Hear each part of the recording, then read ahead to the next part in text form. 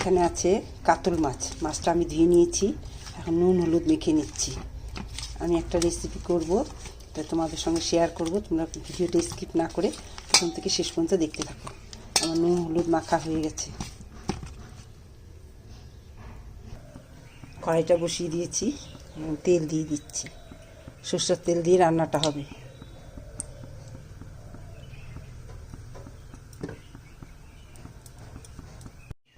তেলটা গরম হয়ে গেছে, এখন মাছটা দিয়ে দিচ্ছি।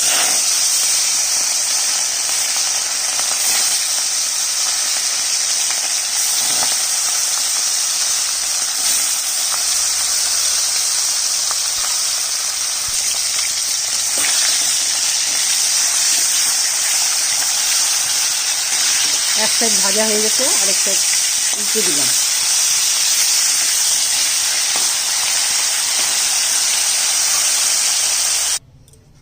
মাছ ভাজা তেলের মধ্যে আর একটু তেল দিয়ে দিলাম। শুকনো লঙ্কা, জিরা, তেজপাতা আর একটু গরম মশলা ফোড়ন দিলাম। রান্নাটা বাটা মশলা হবে, এখানে জিরা আর ধনে বাটা, এখানে আদা বাটা আর শুকনো লঙ্কা বাটা। দিয়ে দিচ্ছি সামান্য ঘি। এখানে জিরা বাটা আর ধনে বাটা, আদা বাটা, লঙ্কা বাটা, আর দিয়ে দিচ্ছি হলুদের গুঁড়ো।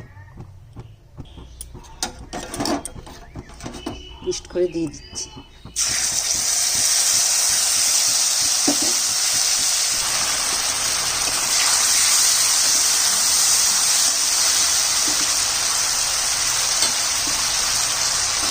একটা বড় টমেটোর আধাটা দিয়ে দিলাম।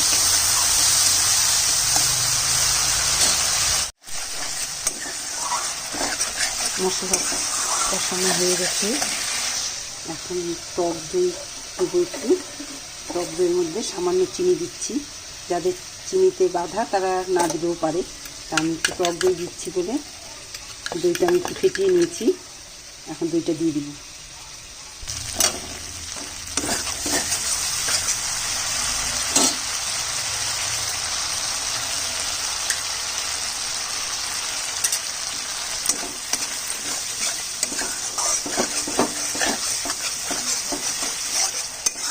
দইটা যখন দিব তখন কিন্তু গ্যাসের আঁচটা একটু কম দিব, নাহলে দইটা কেটে টানা হয়ে যাবে, মানে কেটে যাবে।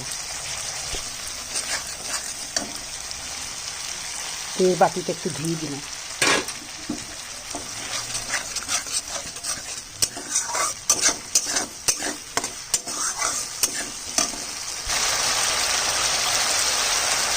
এবার নুন দিলাম।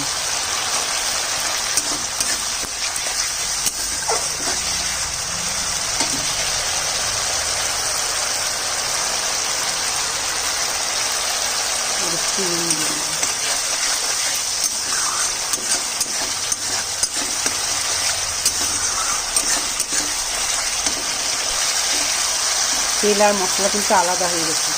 আমার মশলা কষানো হয়ে গেছে, এই যে তেল আর মশলাটা আলাদা হয়ে গেছে। এই যে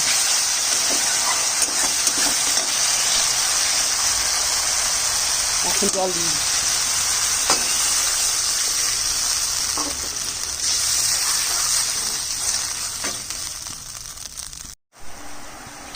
আচ্ছা, ঝোল ফুটে গেছে, এবার মাছটা দিয়ে দিচ্ছি।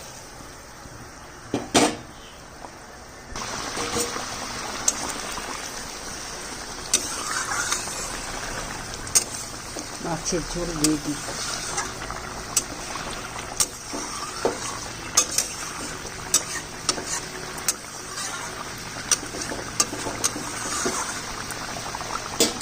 এইভাবে রান্না করলে বেশ ভালোই লাগে। তো মাছের ঝোল দিয়ে দিই, কাঁচা লঙ্কা দিয়ে দিচ্ছি। মাছের ঝোল রান্না কমপ্লিট। দিয়ে দিচ্ছি গরম মশলার গুঁড়ো। গ্যাসটা অফ করে দিলাম।